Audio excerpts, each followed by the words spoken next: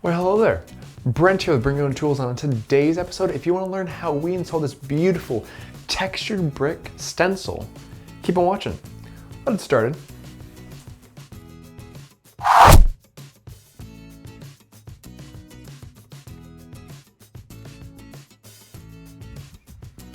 So this is my beautiful office space, and of course the desk that I just put together, which is looking fabulous, but I want to dress this place up a little bit more. And first things first, this wall just is boring.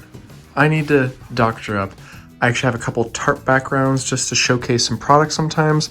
Of course, a decorative wall, but I want to do something even more decorative, which is where this stencil comes into play. This is from Cutting Edge Stencils. This is a herringbone pattern for brick style. I love the style, I love the pattern, and I think it's gonna work perfectly on these walls. But we're gonna make it a little extra special. So let's get to it. And of course, the first portion of this entire project is to remove all this existing material and my desk, because we have some new desk table legs coming at the tail end of this project. And of course, some floor visqueen is always highly recommended because we are going to be making quite a mess on this project. As for the stencil themselves, there's actually a top stencil that comes with the kit. And the real trick about this is actually applying a bit of contact adhesive spray first before you apply it to the wall. Some people just try and get away with some tape, but I feel some contact adhesive spray works perfectly to apply these stencils in place and keep them in place for long periods of use. I line my first stencil up by using the corner of the wall as well as the ceiling to align it as level as possible. But I do also take an actual level just to ensure that I have a proper leveled stencil and the ceiling isn't out of whack, because sometimes that does happen. Now, the real reason why we're going to differentiate this type of stencil is because we're using a drywall compound. Now, we are using a fast setting drywall compound on this particular project, and this specific one actually sets in 5 minutes. If that's too fast, I also worked with a 30-minute version, which gives you plenty of time to set each stencil. Just make sure you're working in small batches. This obviously is a nice small batch that I wanted to anticipate what type of consistency I want, and the best way to describe it is just a creamy peanut butter, as you can see. The two spreading tools that I used for this entire project that really came in handy was one, a 4-inch plastic spreader, and the second one was actually a 12-inch drywall seam tape knife. This 4-inch plastic spreader really came in handy, especially in the tight-knit areas, because you really need to get in those small corners and apply the appropriate amount of compound to that specific area. Once we have the compound applied evenly, I then take a wet sponge and just dab the surface evenly and consistently all the way across. Now, there's no real science to this. I'm just trying to make more of a unique random pattern in order to make it feel a little bit more like brick. Once we have our main pattern sprayed up with contact adhesive, we just align it with the existing pattern that's already on the wall. This is extremely easy, and Cutting Edge Stencils really made this a no-brainer because all you have to do is align the triangle shapes on both the left and right side, and guess what? We're ready to rock and roll. Another item that helps with alignment, especially with that first row, is if you have a laser level. So I did prop up a laser level on the right side, as you can see there, just to make sure that I know that that stencil is going down perfectly straight and the pattern will be installed correctly from the get-go. And as I noted before, this stuff really does dry very quickly, so I'm able to pat it with the sponge pretty much immediately after I apply it, due to the fact that it's already hardening and it's not going to be considerably soft to the point where it's just going to have sponge marks. The sponge really is adding a layer of texture, which is exactly what I want in this type of application. At this point in time, you might be asking yourself, Brent, why would you just not paint it on just like most people? Well, yes, that would be quicker and a lot easier, but we're trying to go for something that's really unique and different and something that really stands out. Stencils are beautiful, they're cool, but I want to make sure that this accent wall is a true accent wall and one that's unique, different, and really provides some added level of texture and visual appeal to the overall room, as well as utilize as a backdrop for my photography and videography in future endeavors, hopefully. After I got the hang of this, by doing it a few times, I realized that making sure the compound is more of a liquid state versus a really thick state is definitely preferable, especially with the fact that you don't have a long working time with this. It makes the easeability of applying it much easier, as well as using that larger 12-inch mud knife definitely comes in handy when it's time to actually spread this product consistently over the entire stencil. So the stencil application at this point is pretty repetitive, so let's go ahead and say a big special thank you to our sponsor this week, Carl Friedrich. They specialize in making high quality leather goods that are manufactured in Tuscany, Italy, and the fact that I'm a dual citizen with Italy just means that I have to love that. It is the season right now for gift giving, and if you want 15% off, please check out the link below and type in BYOT 15 at checkout.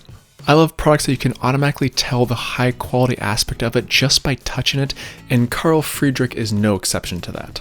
Now, I incorporated this beautiful desk mat into my video last week, and you'll see the culmination of that desk at the end of this video, so please stay tuned, and just FYI, there may be some branding involved BYOT style. But now let's get back to the project at hand. As we work our way down to the very tail end of the stencil, all we have to do at this point is actually use the very top of our main stencil and apply that to the very base. Now, you are obviously having some type of overlap there with the base unless you want to cut it, but don't cut it yet because that will come into play very shortly. After doing this entire wall, I do realize that there is quite a buildup on this stencil, but luckily for us, these stencils are actually very, very well made, and you're able to actually scrape off that existing compound outside, and the stencil is as good as new and no tears whatsoever. However, guess what we're going to do next? So now that we got to this point in this whole section, we have the corners, the dreaded corner sides. And it's kind of hard to pinpoint this in this corner, so I'm actually going to cut the sections that I need for that side as well as this side. And it's going to make it a lot easier in the long run. So, let's cut. In all honesty, I did consider salvaging the stencil and just keeping it in one piece, but the fact is it's a lot easier to apply this stencil in this manner. And if I ever need a stencil like this in the future, I can always purchase another one. I apply some contact adhesive spray, place my stencil, and start applying my compound. Now, in these small tight-knit areas, I do highly recommend using your smaller putty knife in order to get into all those small crevices, especially if it's close to a door jamb, because that just makes life a little bit more difficult. As we move over to the top corner, again, the same thing. I cut the stencil in half, apply my stencil to the wall, apply my compound, and move on to the next side. Now, as you can see, I did cut the stencil slightly short on this end. That was actually by mistake, and luckily for us, all we had to do is just take my trusty little finger and remove the excess in which I didn't need between each brick. I also took a sponge just to wipe off those areas, which tidied up those bricks and gave it a nice finished look. Well, as close to finish as we were looking for right now. At this point in time, I'm done with the stencil, and I actually take a flathead screwdriver and just remove any of the excess compound between the grout lines, or at least our proposed grout lines in this circumstance. And before this compound is fully hardened, I took my sponge and actually just wiped down the entire surface of the wall. I'm not looking for texture in the wall at this point because this compound is pretty hard, but I'm just trying to knock down all those small little nubs that might come loose when we're actually painting this wall.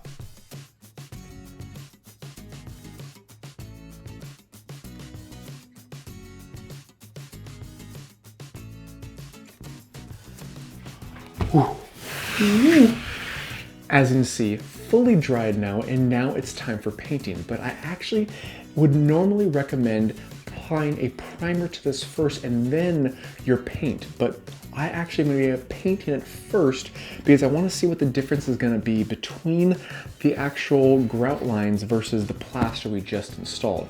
I think there might be a bit of a variance in color, but who knows? Till we find out for ourselves. Let's get to it. Of course, I'm a strong advocate of prep work, so I always highly recommend applying a bit of painter's tape, especially at the baseboard level. And for this project, we are going bold, which is why we are going with a bare, flat black paint. Now, as you can see, it does say exterior on this, and no, I did not mean to get exterior paint. My bad. And please just get interior paint because inevitably the exterior does have a larger VOC content, which basically means it off-gases more, and therefore I was using a respirator throughout some of this process. Really not trying to breathe all this in while the paint is trying to dry, and you live and you learn, or maybe you just need to read. Yeah. Anyways, moving on. For this accent wall, I want everything cohesive, so I'm even painting the base black to coincide with the wall color. You can always leave it white if you want, but I want a really dramatic look and feel to this entire wall, and I can always paint it white later if I want. And just like all the products and tools that you see on this channel, I will make sure and leave links in the description box below on where I actually purchased these items, whether that be the stencil, the compound, or even this very black paint. I'm obviously trimming out this entire wall freehand, but you can apply some painter's tape to the wall first and then apply your paint just to make it a little bit easier to get those perfectly crisp lines. The one thing you really want to pay attention to when you're applying paint to these bricks is to do it in more of a circular pattern in order to make sure you have a proper coverage over that entire brick area. Now, once all of our paint trim out is taken care of, it's now time to roll on this beautiful black paint. I'm rolling on extremely thick because the fact that I know this compound is going to soak it up due to its not being primed first. So just take that in consideration and make sure you have a heavy coat over this entire surface.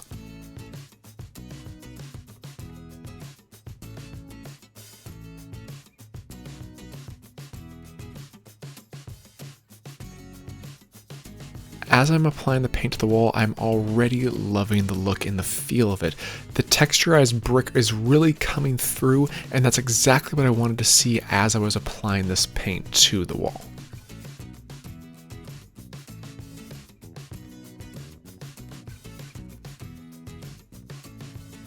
Once our wall is fully painted, we can then proceed to removing all of our tape, clean up our workspace, and guess what?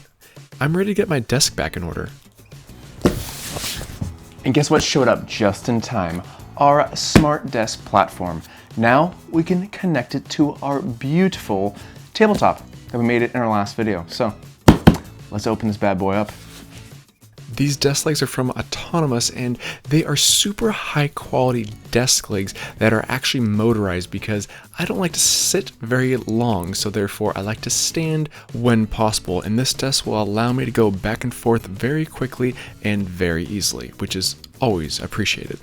If you're interested, I'll leave a link in the description box below on where to actually purchase them, and in all honesty, these legs were supposed to come last week, but they came a little late, and therefore I wanted to still include them on this week's video because this was a fun culmination of this entire office makeover. But guess what? After we have that fully installed, we are now done.